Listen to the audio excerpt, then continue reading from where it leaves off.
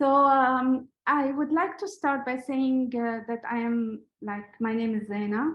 Uh, my full name is Zeina Ismail-Allouche, and I like always to write it in small capital. That was my preference all my life, and it was always hard for me to explain why I don't see myself as capital letter, starting the capital letter, because yeah, it's not the capital letter that makes someone present. And then while writing my research and getting more introduced to indigenous ways of knowing and researching and the principles and values, I found out that there is a reference that states, indigenous reference that states that the names can go without capital, or it should go without capital. So in a way, it confirmed something in me that I was not aware of, this connection with the learning and the approaches and the word views. So I struggled a lot with acknowledging that I am a settler here. And it took me 4 or 5 years of self-reflection and finding ways to introduce myself here in Canada. And then it's just recent, and maybe while doing my PhD, my research, that I started to feel comfortable saying it, while navigating my identity as someone who lived colonialism, because Lebanon was colonized for long years. And I always say that I carry in myself those layers, colonial layers. So I always have that conversation with the colonial in me. Sometimes I manage to reconcile with that part of me. Sometimes I am more in battle with me. Sometimes we get along, sometimes not. But I think that my stay here and my conversation with Kathy and the amazing Indigenous woman who opened the door for me as an immigrant in Canada. I always refer to Elizabeth Fast, who was my primary supervisor, but in academia, but in real life, she in a way validated my presence in Canada, because she opened the door. She accepted to supervise my research, and through this, she allowed me to exist. Otherwise, as an immigrant, I was an unknown with no history, with no record. So that is a big part of my presence here. And I will speak about my relationship with the methodologies and the way I navigate this throughout the conversation. So now I will pass it to Veronica. Thank you so much. Hi, everyone. I'm Veronica Mockler. Thank you so much, Catherine, for having me. Zeina, for setting this up, and for all of you for your presence in this space. It's nice to be in person. Sorry, Zoom people. All right. How do I want to position myself today, and how do I feel like I need to position myself? I was born in rural Quebec in a Francophone community, where the legacy of colonialism is not discussed at all whatsoever. I come from a French settler background and an Irish refugee background, and that has led me in recent years to really think about the layers that you were talking about. Right now we're facing, we have been facing, but it's in the media right now, so many people are seeking asylum, and who has a right to belong on a land like Canada so-called Canada, like Quebec, so-called Quebec, there's a lot of hypocrisy. And so I'm grateful and touched to be here among you all today, thinking about these things. I think I'm gonna leave it at that. Yeah, is that okay? Yeah, we keep on turning. Thank you. First of all, thank you everyone for being here. So my name is Safia. When I speak about positioning myself, I always speak about my parents because my mom is French, she's white, but my dad is Algerian and he is known as a haraga. Is the people, we call them like this because it's like a term to say the people who burn the papers. In a way, because my dad came to France illegally. The way he came to France, he came by boat. So I'm the daughter, I always say I'm the daughter of the colonization. Because my mom is white, French, my dad is Algerian. And I've been trying to navigate this identity since I was young. Even more here, I feel in Montreal. Like, I think it's, since I'm here since the past like 2 years, my identity has been questioned more, much more than in France. So yeah, I think that's all I'm doing. And should I pass it to Vivek? Should we just keep going around? Yeah. Sure, let's just do that, yeah. Hi everyone, so my name is Vivek Venkatesh. I live and work here in Jojagi. I've begun to acknowledge that as well, in not just in my writings, but also in any conversations that I undertake professionally or otherwise. I was born in New Delhi in India, and I grew up all over the world. I think the best way to describe me, Dave, who I know for a long time, knows this as well, is I'm a self-hating Indian, but I used to hide that aspect of my identity quite a bit. I'm very comfortable with the fact that I'm a self-hating Indian. So part of that comes from just not being grounded in that identity, but now being comfortable with it. And I also feel like I can float on specific ether and not necessarily feel grounded and be comfortable in feeling grounded. I hold a dual citizenship of Canada and France. I feel most comfortable when I'm visiting family in France, but I know that I feel most safe when I'm in Canada, although twice a year people ask me to go back to where I belong, go back to my home country. So, you know, it's a reality that I work with, and I'm constantly trying to find a certain equilibrium, which I hope I don't find, because it's in that disequilibrium that I feel most comfortable. That's I guess where I'll leave it. Thanks, Vivek. So, my name's Dave Waddington. I'm from Nova Scotia, from a very rural part of Nova Scotia. I grew up with lots of Mi'kmaq folks out where I'm from. And so, I don't know, I'm very interested in some of the questions that we're going to be talking about today.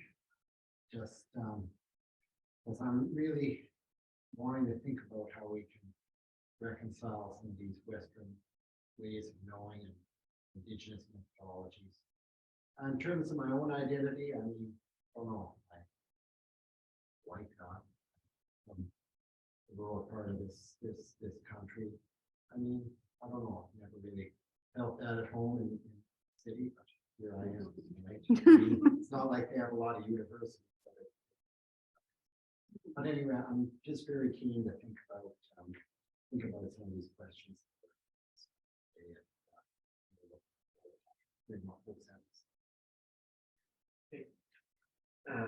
I'm Gabriel. Thank you for organizing this workshop.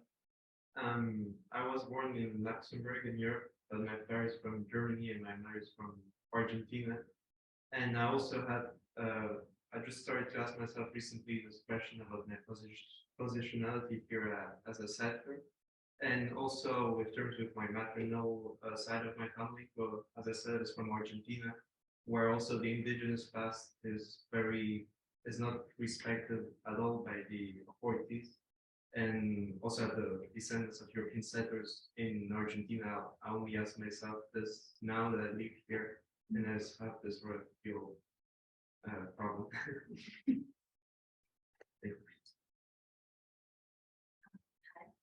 Thank you for organizing this. My name is Florencia Sosare. I'm also from Argentina. My parents actually immigrated 33 years ago today. What? Okay. Yeah, so I'm second generation. I have a settler colonial background, being here and also being from an Argentine background. So, and being curious about different like family lineage has been very present now in my practice. And yeah, so I'm really looking forward to it.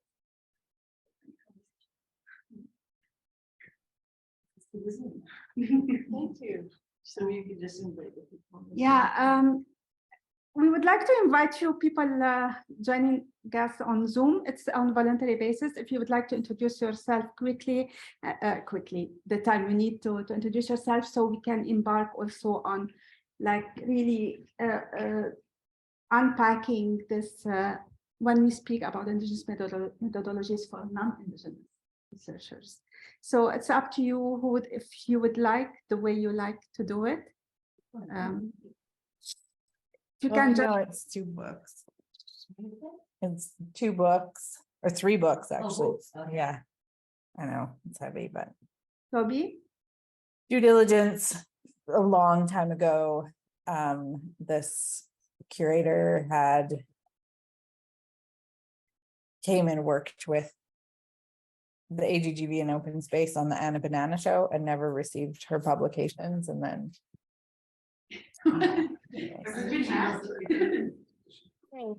David. Okay. so now I've been in contact with her and we're sending them out. Yeah, sorry. Exactly. How can I deal with it? Oh, put her in the waiting room. Yeah, you could just put her on. No, Toby is muted now. I muted her. It's okay. Sorry. She's on the phone. She kept unmuting you. Yeah, I think, yeah, David, you're supposed to deal with this. Yes, sorry, a bit slow on the ball. That one. It's hard for me. I'm sorry, it bypassed me. So if anyone would like to introduce themselves. I can go because my name Yeah, is go ahead, Toby. maybe I was being called in by Toby. So hi, my name is Kobe. Thank you for holding this space, and I felt invited and called to be here. Kathy and Zeina particularly, but many folks who could be there in person. So I'm here in Jojage, Montreal, on unceded Ghanaian-Gaha territories. I situate my research in that relationship, particularly around social justice work and legacies of resistance, and so many teachings and learnings of being a guest here and relationships of being a guest. I was born in Abenaki territories, so south of here, and I think of my sort of heritage lineage, both of European descent on both sides, but also kind of growing up in this notion of exit and refusal. My grandparents of Danish descent left during the Nazi occupation, and so that's part of the family history. And my father's side is sort of refused serving in the Vietnam War, and that led to movements and narratives around consent and refusal and agency and occupation, I guess, once again. So imperialism and privilege have been there since early on, and have led to both artistic and research practice, but accountabilities, I think. And so this invitation today, and also through writing and conversations, to sit in circle, but also listen, and then eventually speak to these things, is an ongoing engagement and gratitude for me when these spaces are held. So thank you. Thank you. The floor is yours, so if you can take it the way you want. Okay, maybe I can go. Yeah, go ahead. Okay, I think it's better if I'm speaking in French because my ideas will be clearer. No worries. I'm Barbara, je viens de la Côte-Nord, je suis née à Sept-Îles, donc près des communautés Innu de Ouachita-Maliotenam. Donc j'ai grandi à Sept-Îles et je suis installée à Sherbrooke, j'enseigne la didactique des arts plastiques.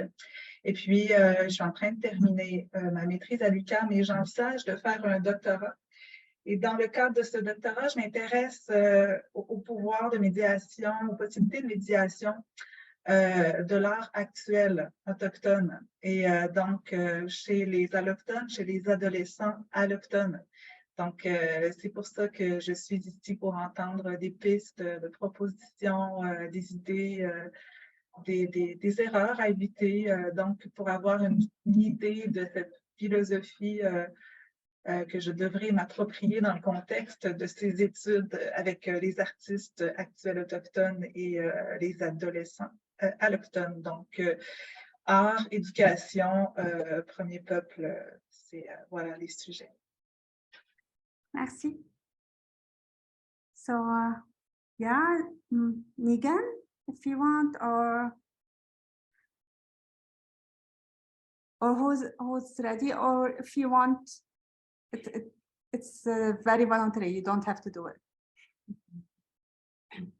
Anyone is ready?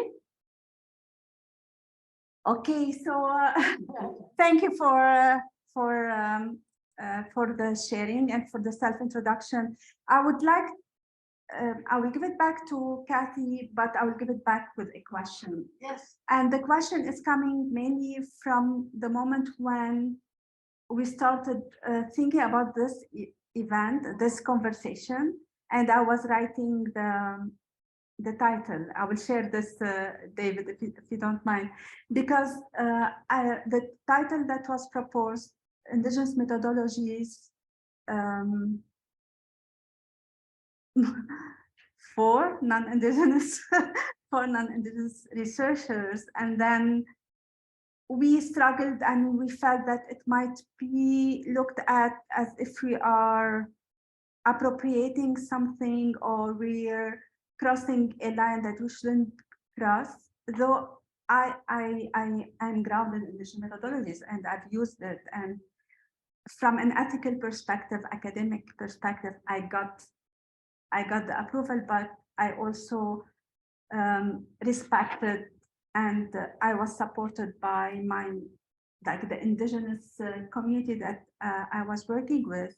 But then when David gave me that signal, I said, okay, if I did it once, doesn't mean that I'm licensed all the time to do it.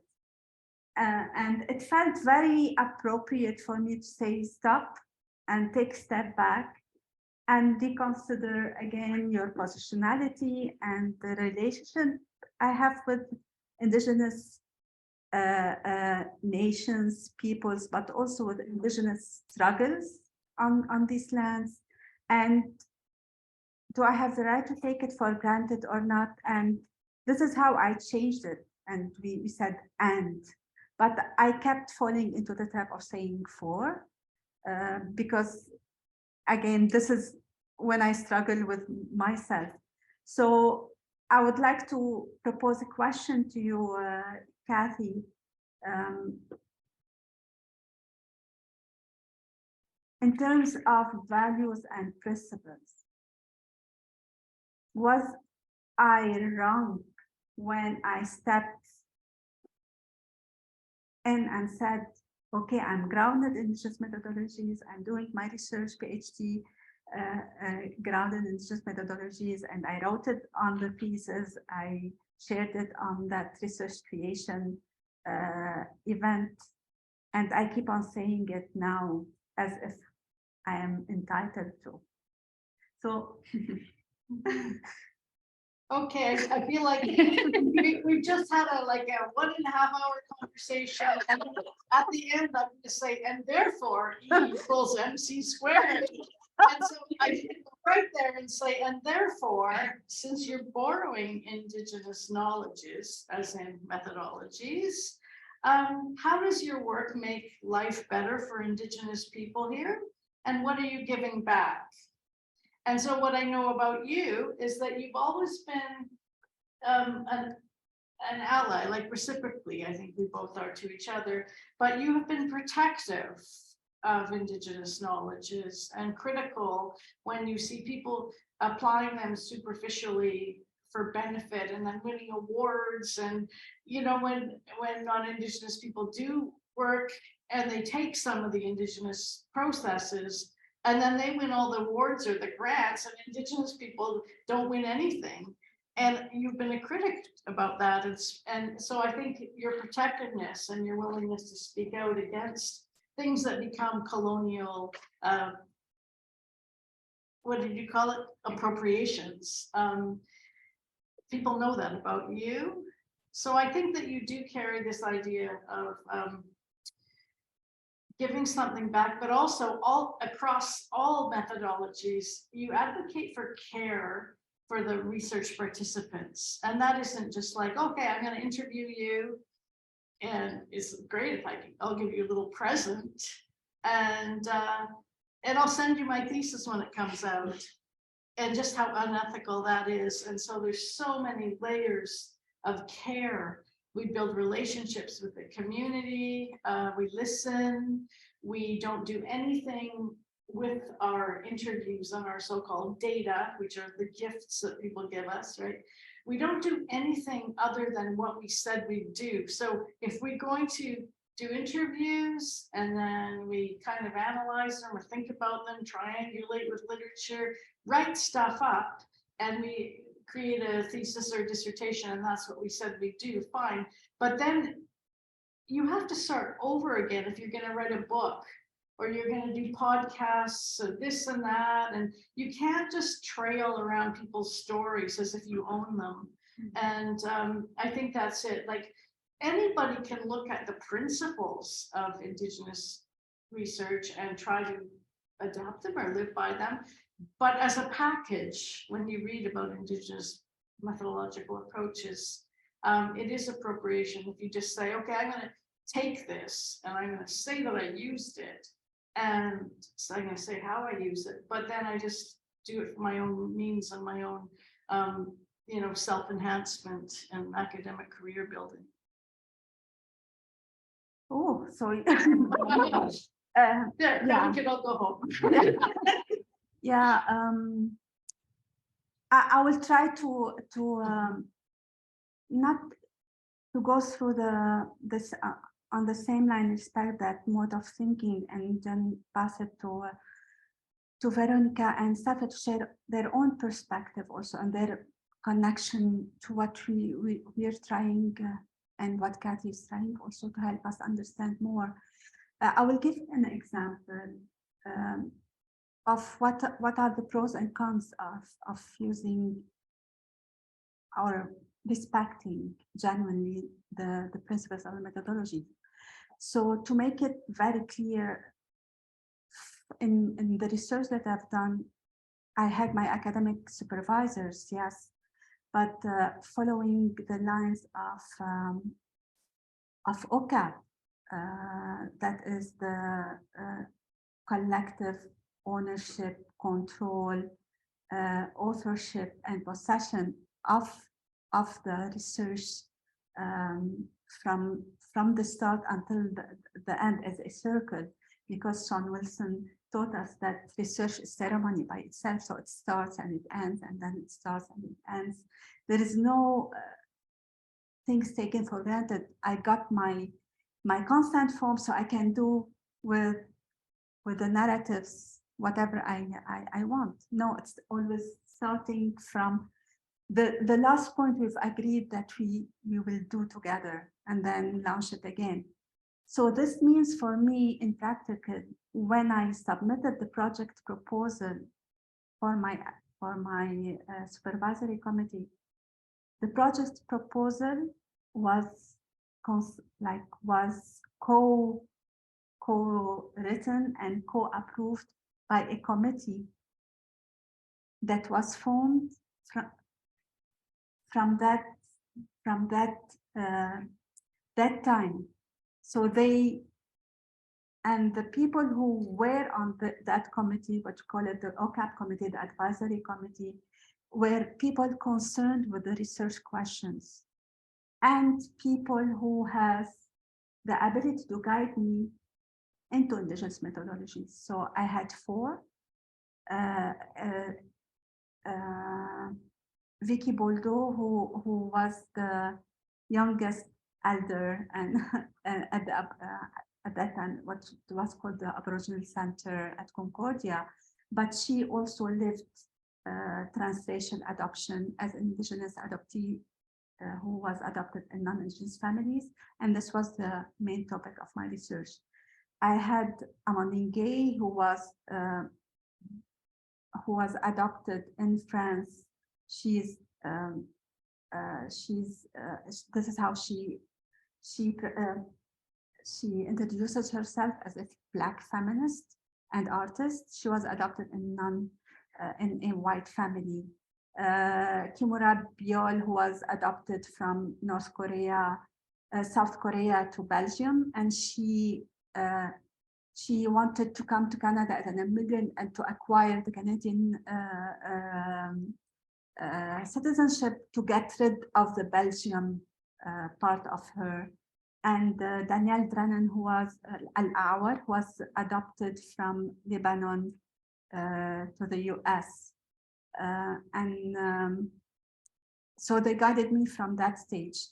It meant also for me, the research questions were guided by them, the methodologies were guided by them. The research creation was guided by them with some 23 collaborators, but also the writing of the thesis. So they read the thesis before the academic committee. Not only the advisory committee, but the 9 persons, individuals who shared their narratives, they verified the thesis and the writing, and they approved it prior to do anything. And the research creation, they were present there, but in order to respect their will to be protected in the research creation, we've used a methodology which is the headphone verbatim.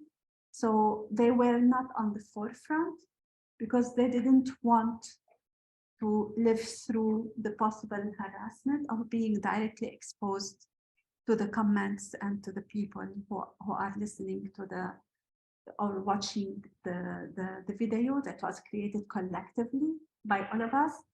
It was meant also that the video that is considered as an artwork, but whose art, it's a big question, lived only in the event that we've created together. And Kathy was there to guide us also and to provide safety for everybody.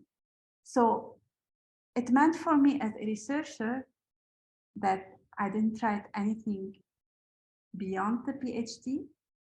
It doesn't mean that I cannot, but it means that I need to go back again to the owners of the narratives and ask for their permission. And in that I'm struggling because going back to the same people is also inviting them to relive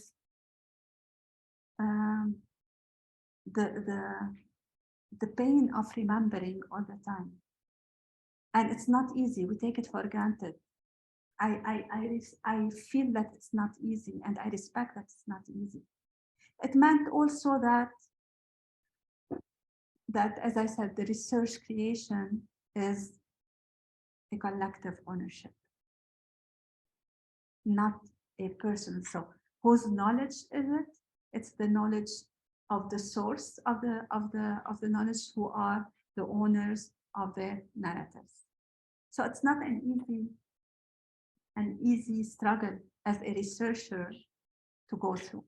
So with bearing all of this in mind, I would like to invite Veronica to share her own pathway in approaching those types of those values and principles that are grounded in indigenous methodologies, but it doesn't mean that we cannot live those values, but not struggle, negotiate with the values while working.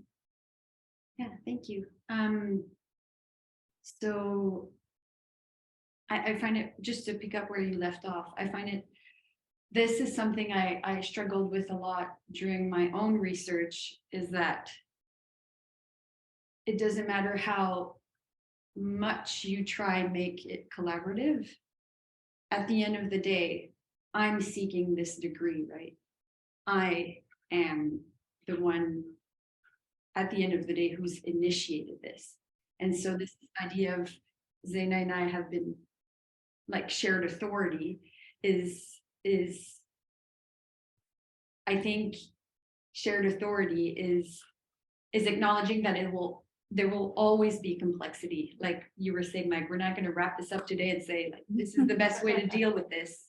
Leah Bassel, who has written a lot about listening, has said, like, complexity is an endangered species. So never can I have the pretense of thinking that there is a 1, 2, 3 step to collaboration, to sharing authority, to not repeating extractive colonial listening. Then it's really interesting, Zeina, that you spoke about the actual practice and challenges that you faced conducting research collaboratively. And maybe I'll just talk a little bit about the stuff that I tried to work through with my own thesis. For me, it was very much at the level of the interpretation of the research experience, right? Kathy, you talked about the triangular thing that we do, where we want to work with people. We want them to take ownership of the process, to make it into something that's valuable for them, right? Not just for you and your degree, that they can, like, what is left for them. But then the structure makes it so that we then turn around and have to write about it and have to compare and contrast it with books and theories and stuff. And so where I think, and this is, I'm selling my salad, but I think where the arts can play a role is that what I tried to do with my thesis is that after the interviewing, rather than discussing what came out in the interview and what I think it means, I invited my research collaborators and I to have a conversation and recorded that through video. So trying to find ways, even at the thesis articulation stage, to have a conversation with, rather than write by myself, was a way I kind of tried to navigate the forever complexity of collaboration within academia and knowledge making. And I wish, and there was a pushback, because having a conversation about research results and research experience is not a thesis.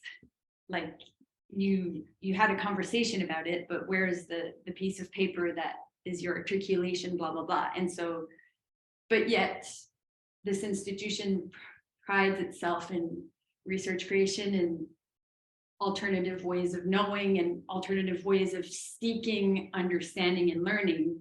So I think at least for me, video and video art and sitting down and listening and speaking and have that be the final kind of articulation was maybe a little bit of where I saw,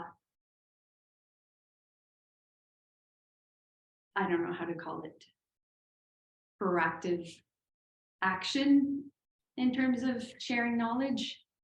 So yeah.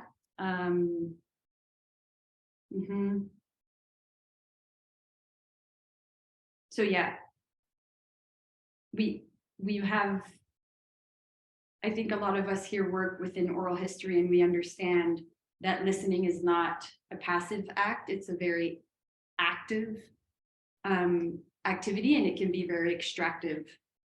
But even past that, once you've listened, once you've learned, how do you disseminate what you've learned? And are the people who told you these things part of the decision making?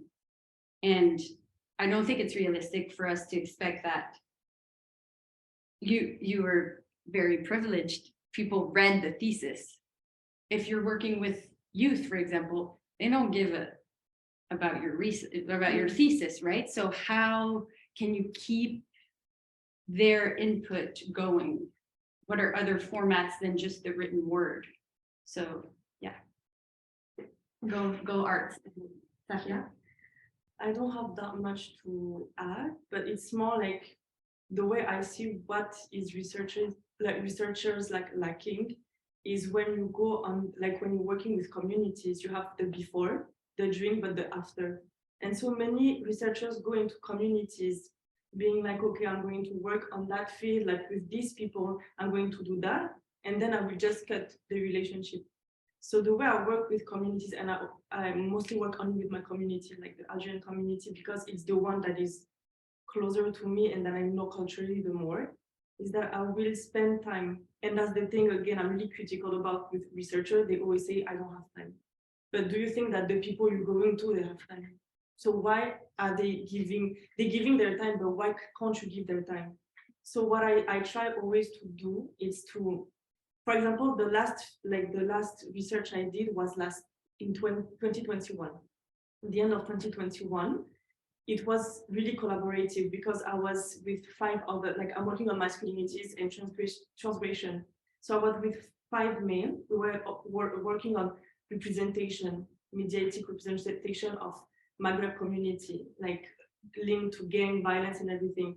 So it was as well artistic because I asked them to take picture on specific things. And so every time we are having workshop, at the beginning, we will have like a discussion at the end as well. And I will always tell them, if I can help you on anything, let me know. When I say help you on anything, it's not only like, okay, I can pay you, it's more my network. For example, I had like a youth, he wanted to open his business. I know people who open this business here, so I will give him the contact. That's how I work as well. If I don't have the time, I have the network. If I have the money, I will give them the money. So I think that it's really important to work with community, with the sense as well of the dignity of the other, because the other is a human, the other has dignity. And so you cannot just go there knowing that our work is extractive and it will always be extractive. But we can, I think, work on it to be less extractive and more ethical in a way. So that's what I think. Yeah, it's as you said, it's a sharing circle. So whomever feels like engaging, people online, please engage. It's about that. It's not compulsory. It's open. Can I just reflect on the? Yes, go ahead, please. Yeah. So you mentioned like triangulating with the sources, sort of like academic terminology. So what I try to envision is that we're in a circle, the people I've interviewed, like the research collaborators and myself, and then certain books on the chairs, and you have to interrogate your sources. So I'm a therapist and I work with, books about Indigenous healing, and I work with some Western sources, but they have to live up to a certain criteria before I'll consider them. So you develop your criteria. They have to, have an anti-colonial approach. They have to do the things I said in the beginning, like acknowledge the land, and they have to not be benign world theorists. So if you read child development, human development, almost all the books are benign world theories saying, oh, I'll have a bad day today and you'll have a bad day tomorrow. But generally we all grow up the same way and go through the same stages and all this stuff. But they don't talk about what it's like to grow up as a targeted population. And so Indigenous people, if you're going to write about Indigenous people or work with them, you have to find that literature, or people that grew up in Lebanon, people that have been targeted by war and genocide, that sort of normalized child development theories don't apply at all. And these are the theories that feed into all the social services work here in Quebec and Canada, whether it's like, child protection, attachment theory, this or that. So they have to really have a critique of psychiatry, for example, Western psychiatry. So when I've decided which sources of literature are ethical enough, they can sit in a circle, and I include the voices of those authors with the same respect, almost as, you know, I don't mail them presents, but I treat them as whole people who have important things to say about this topic. And so I believe that all, like when we're learning and thinking and studying, we should like pick our team. Who's our team, our literary team that supports our ideas, right? And so I could name you mine, but I think it's good to everyone have their literary sort of backup. And so that's how I work with other sources, kind of to uplift them as voices in the whole conversation. So I'll just throw that out there for now. Yeah, Anyone else wants to say? I was thinking about the triangulation and the sources sitting on that table, and just to I know you saw it, but I also brought the children with us. So I have this T-shirt with me, the orange shirt that was gifted to me by Kathy, and it's sitting in the office that I'm using. It's always there. So what brought me to the research and the idea of giving back haunted me, is always haunting me, because I worked on forced separation almost all my life. And I worked on child trafficking for illegal adoption. I've worked with adults who have been forced through illegal processes to separate from their families, and mainly from their birth mothers. And I helped in their reunification with their mainly biological. They wouldn't let me say biological, because in their mind, when I work with the adoption issue, in their mind, it's the family. Everything else is imposed in terms of structure on them. So while doing this, I made a lot of mistakes in my practice. As an advocate, before coming to Lebanon, as an advocate, I was focusing on advocacy, so social justice. So I have to speak up. I have to push people to speak up. I have to bring that context to the upfront. So I did something terrible. I worked with youth who were sexually abused in the residential care, because, you know, in our part of the world, we were colonized. So the residential schools that were initiated initially by colonialism in Canada was replicated in any other countries that were colonized. And we have that system that is living until now. So I've worked with a couple of youth, and I, in a way, I will confess, I pushed them to go public with their stories of harassment through a theater play. It was in 2014, it was the first time ever that someone who was sexually harassed in Lebanon who goes on the stage and speak about that. I also invited a couple of individuals who were living across the world. Daniel Drennan Al-Awar was one of them, to speak about being stolen from their birth families and being adopted in the Western, in the North in general. And doing so, I was focusing on advocacy, and we captured a lot of attention. We initiated a court case against the government. I was on every single TV giving interviews, and they were interviewed as well. And we forgot that they were exposed to harassment by the public. So every single time one of them was taking the cab, they were either signaled out, or they were throwing bad words against them, or even trying to suggest a service, because this is how we perceive the issue. And it took me a couple of months when things arrived to me. So when I started to be harassed personally with my kids and family, that I realized that what I did was wrong, though I was thinking that what I was doing was advocacy. This is part of the reasons why we immigrated, because I went to certain exposure without preparing the most impacted, and without my self-preparation. So coming to this research was a way, in that methodology, was a way to try to understand what I did wrong. And to understand this, I did my own autoethnography performance. And I went with my stories of vulnerability, and I received a lot of negative comments here on campus about the stories of vulnerability that I've shared about myself.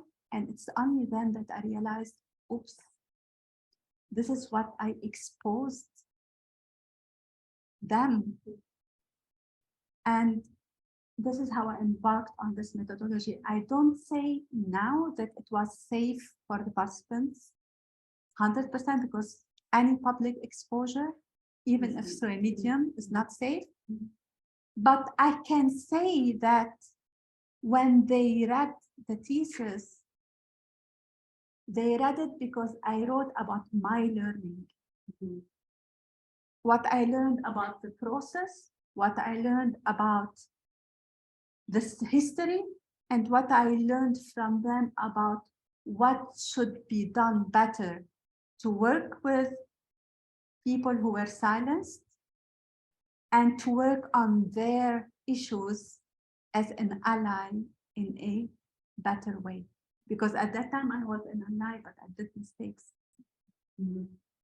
And like, this is how the big win beyond the PhD that I wanted. And it's a big privilege. The big one for me was that learning about myself. I will share the final thing about my learning, and I know I can speak for years about this, but we had a meeting last Friday with the Concordia members, and one researcher spoke about racism on campus, and she said that in their research they found that students they practice racism not against, more in relation to the accent rather than the nationality or the background or the way they look, the appearance. And I directly remembered the situation, because when I came into Canada, thinking that I am bilingual and I have the Arabic, I started losing my language because people were making comments on my accent. So I started to hide my accent, and it was difficult to have accent. So I hid it in my unconsciousness. I hid my language. So I lost the way I expressed myself. It's only through the research with the adoptees that I've learned that an accent is a privilege, because most of the adoptees, they were acculturated in different contexts. So they lost their accent of origin and they perceive it as a loss.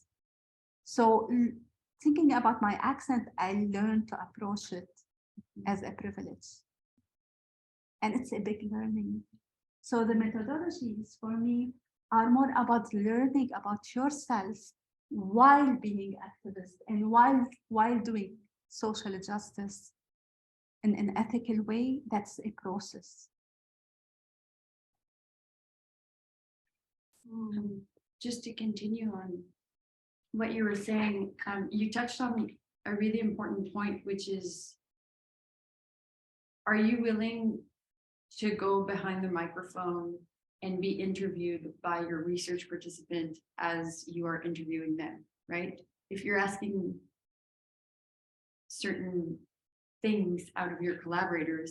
What about you take an afternoon and you flip the tables, like you turn the tables around and you let them interview you? It's always, there is You know, no, like, yeah. it's never in one way. Exactly, but So trying to it's like- foster those moments and owning up to it is maybe a good way to realize, oh, it is difficult when I'm asking that, you know, kind of. It's Yeah. exactly like so the way I lived this, it was never an interview space. I'm It's- saying like rhetorically, like. No, yeah. no, of course. Yeah. And the way, and there's a lot of record. So, and this was a problem with my professors, like especially the oral history, because an oral history interview should go like, is expected to go hours. And this was the real life, the hours that were invested in building the relationship. And building the relationship is about who you are and why you're doing this and what happened before. So everything I shared with you now about my mistakes before were always a prelude to coming to the interview with a collaborator. So every single time I used to position myself, why I'm doing this, what are my main questions, and what's even the outcome. So my outcome was not hidden. I am against transracial international adoption. Most of these processes, and even now recently a report states, the UNICEF report, Late Better Than Never, they said that 99% of transracial international adoptions are the outcome of illegal processes and child trafficking per se. So when we walk around and we see families with children of mixed, like from different race, we need to bear in mind that this might be the process at the country of origin, but they get legalized at the country of adoption. Imagine that when I'm doing coming to the conversation, I am saying this ahead of time. So I'm not hiding my intentions. And it was always starting with 2 hours, 3 hours of me answering questions about myself, and then engaging with the questions that were already decided by all of us. It's not my question even. So I totally agree with you, but it's my turn now, so I flip. It's always this, and each time as if it is the first time ever. Because I change and people change.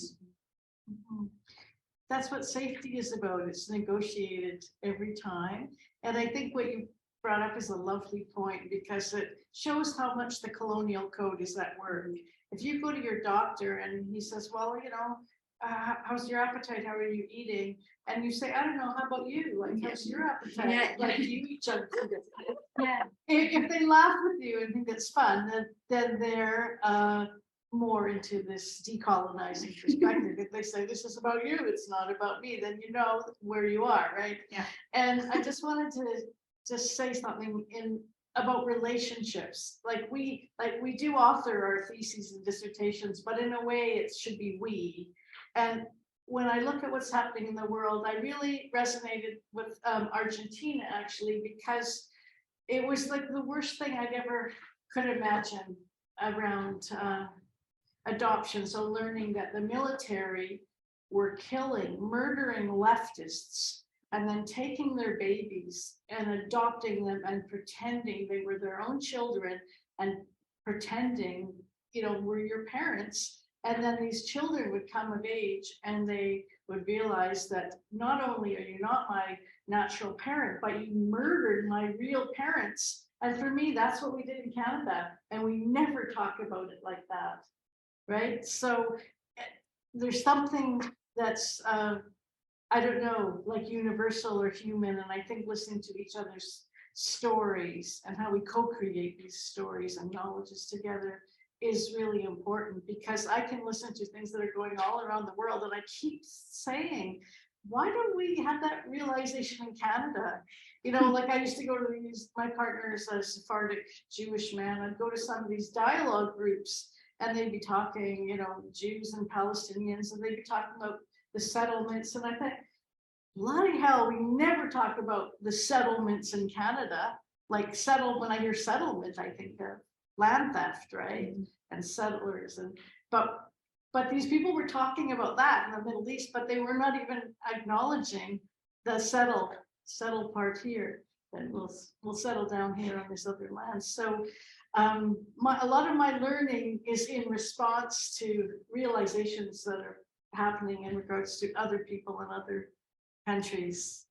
But can I just add a few more points about how I will allow you. Okay, Go ahead. so when doing research, it's important to take a social interactionist perspective, like in context, what are people doing with each other? Because then you see how people are responding and resisting, and you no longer look at them as a passive object.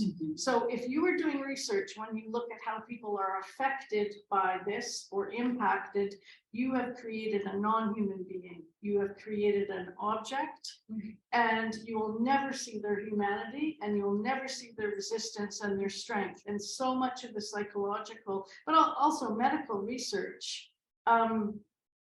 use people as an object, and often with no context. Like if you study whatever anxiety, for, you know, you look at the checklist, do you have anxiety? Check, check, check. There's no context. Like, do you have trouble sleeping at night? You know, is your appetite gone or whatever? They never say, are you being harassed at work by your boss? They say, are you having trouble sleeping?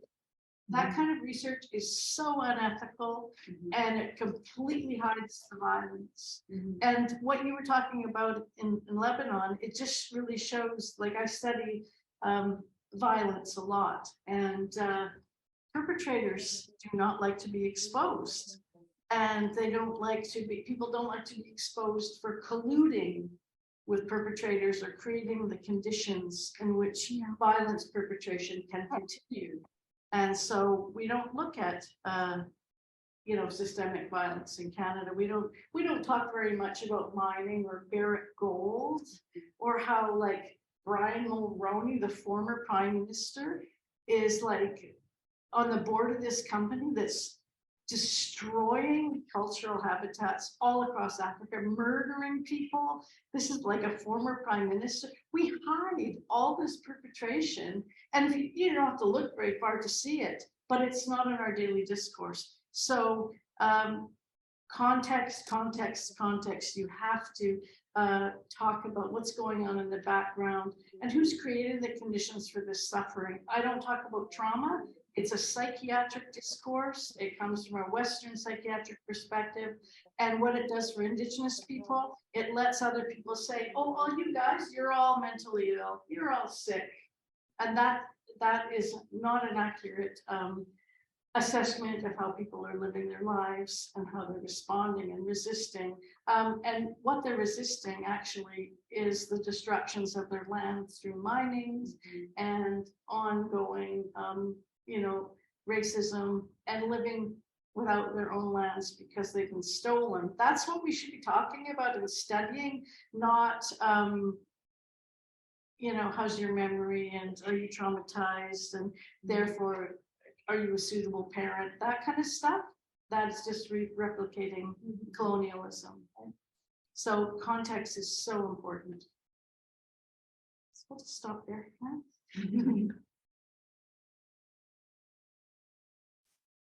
And I just brought my book to share. So this is a culmination of some of the research I did in my dissertation. It's called Facing the Mountain, Indigenous Healing in the Shadow of Colonialism. So I try to put some of these ideas in there, and a narrative about my own family being contaminated by uranium in Canada during the Cold War. I think we can keep on having that conversation because it has many layers, and I know there is a lot shared, condensed, but a lot shared, and it gives me a lot to think and do my eternal self-reflexive process. But talking to people as activists, as concerned with their own issues, is something that I've learned a lot while conversing with you and while situating myself from the indigenous worldviews on those issues. So what I've learned from the individuals who shared their narratives about adoption was very important and enlightening in a sort that it informs the child welfare practice. So when they joined with that in mind, how we can make sure that this will not happen to other children as well. So there was something that, don't tell me about your suffering, don't tell me about how you lived your own life and what pain, though it was part of the conversation. And it was very, very tough to visit those memories. And the statistics doesn't show, they don't account for those narratives. They speak about how this practice, international transracial practice, adoption practice, is kind of a saving lives, but it's a second type of war against not only the children, but against the communities. And it's the same war that was initiated against indigenous people back in the 1900s, and it was shared. Like this is, it was really sad that residential schools were meant to get rid of the Indian problem. It's stated, there is a document that states this, but media and those people in power managed to frame this, any kind of separation from the birth family, as a way to save. But in reality, it's about deconstructing the community and the birth family. And this is, for me, it's a notion that I've learned in conversation with the individuals who lived the adoption. And I'm going back to the topic because I learned also that the issue I'm working on and the methodologies are interconnected. So the way and the how they live together in that episode, in that knowledge, in that indigenous worldviews, they are not disconnected. It's not instrumentalizing the methodologies. It's about living them while doing them for an issue or a concern that feeds into that. And this is how I live it as a circle. I keep on mentioning research ceremony of Sean Wilson because beyond the you do this and then you do that and then you do that, it's not a recipe, it's how you live it and how you share the knowledge about that experience as well. So it's 5:19. I don't want us to struggle with time, but I will invite anyone who would like to share and we can wrap it afterwards. Veronica, Satya.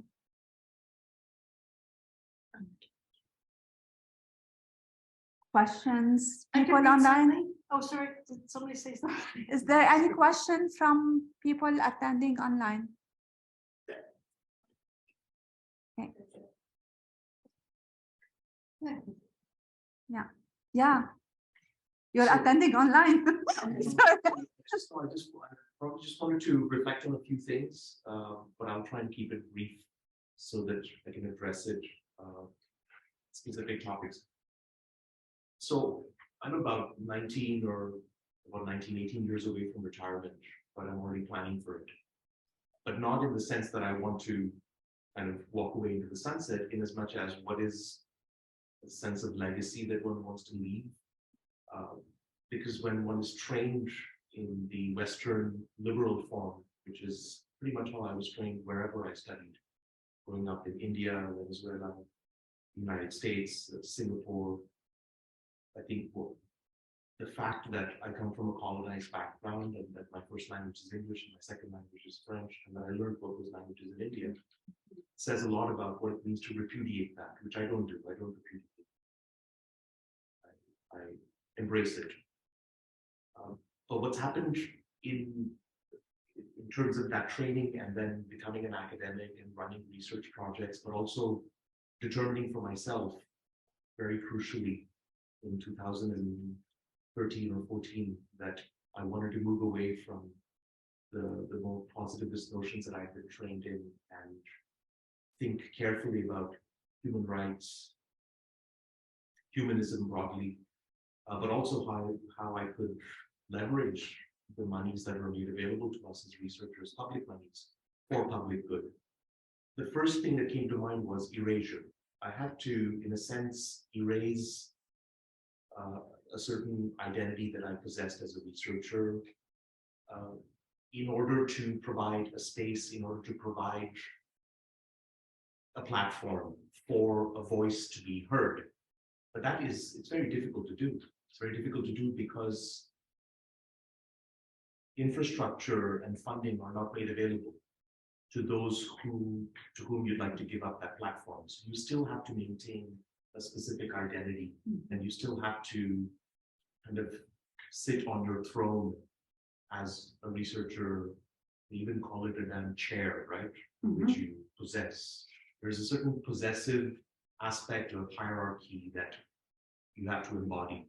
But erasure is something I think about carefully. You know, in what ways do I want to erase either of myself or of the ways in which I've been trained, so that there is a way to embody this sense of whose voice needs to be heard. But there's that constant struggle with the powers that be, whether it's structures that we report to in our universities, whether it's policymakers, but more importantly, the people with whom we learn and collaborate.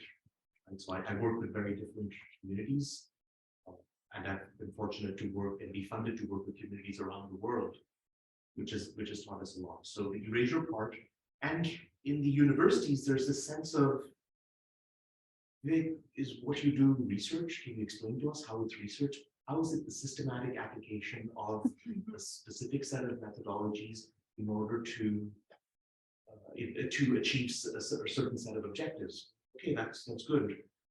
I'm not interested in having this philosophical or definitional debate with you. Why don't we just call what I do knowledge mobilization, knowledge transfer, and then be done with it? Because your question in and of itself is what I've been trying to push back against, right? About what is research, or what we do, not what I do, but what we do in our team's research, and how do you call it as such? But this comes with a huge cost.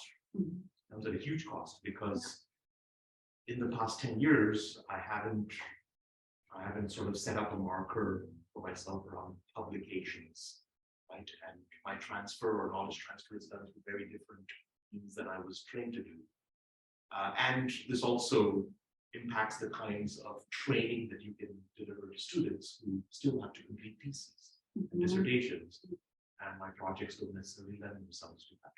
So erasure, challenging this notion of what it means to be a researcher is important. I think I have 2 more points to make. I'll make them. All of this also, I think, leads to this notion of what are we trying to do as citizens in the current climate that we are.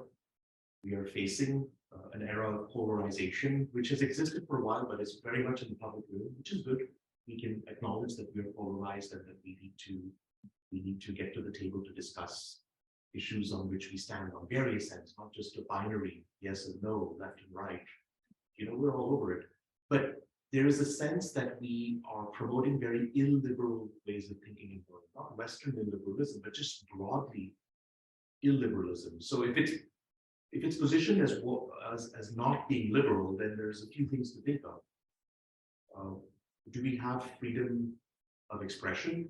Perhaps we have freedom of thought, but do we have the freedom of expression? And do we have the right to make mistakes anymore in that freedom of expression? Are we teaching ourselves and the people we're working with to take responsibility for their actions? Because the freedom combined with responsibility, not like a Spider-Man ethos, great power, great responsibility.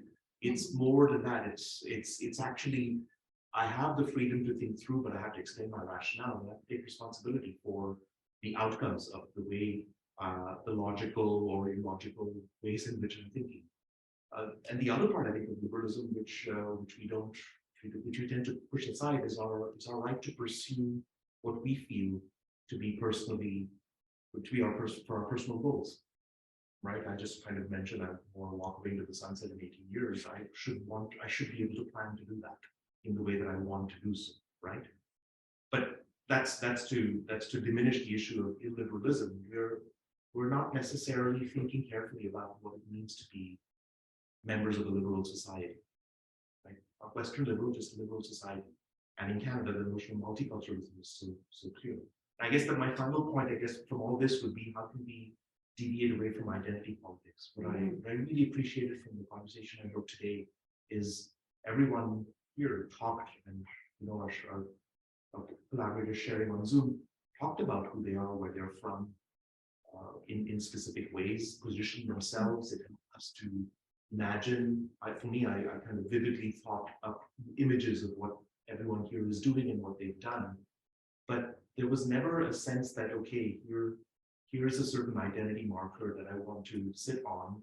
And, in extreme postmodern reality, well, nothing else matters except this particular identity marker. There's an openness to be able to juggle those influences, the experiences, but also to come to a table and say, how is it that we can be compassionate?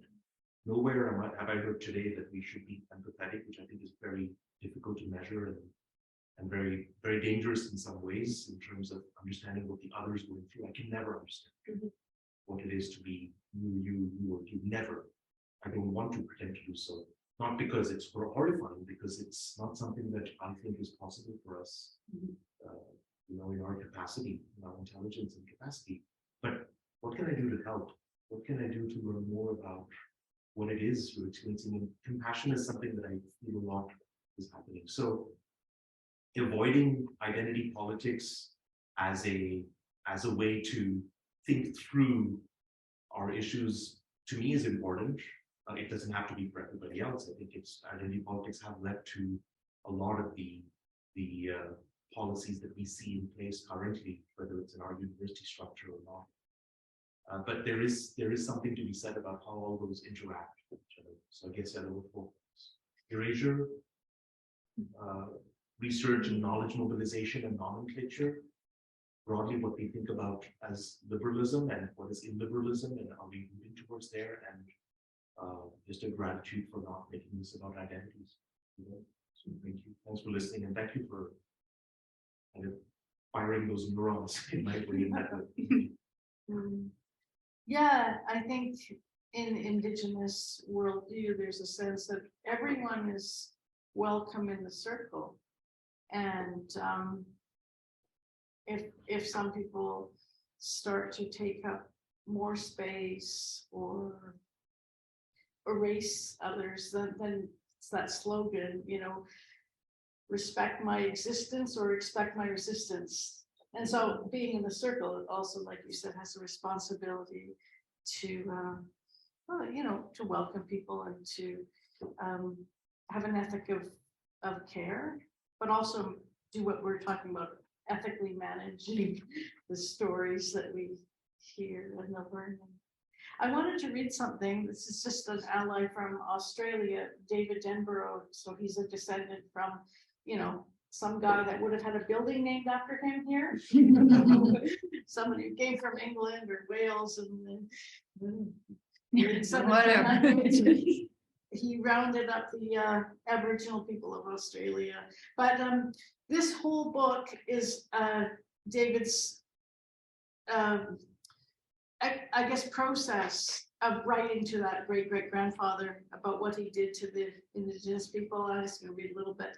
He writes, "Dear Samuel, I have struggled to find words to write to you. Your name is being spoken more regularly these days, and when I hear it or see a photograph of you, I'm not quite sure what to feel. I'm not sure whether to greet you with a smile, respect you with a nod, or turn away in confusion or sorrow. I imagine this would make little sense to you, you who lived a life with the finest of intentions and contributed so much to this country that I dearly love. But Samuel, I'm struggling with big questions that wrap themselves around me at times. How can I honor you and all your contributions without dishonoring the original peoples of this land? And how can I honor the original peoples of this land without dishonoring you?" And I guess that's just something that we have to carry as a question to ourselves when we do our research.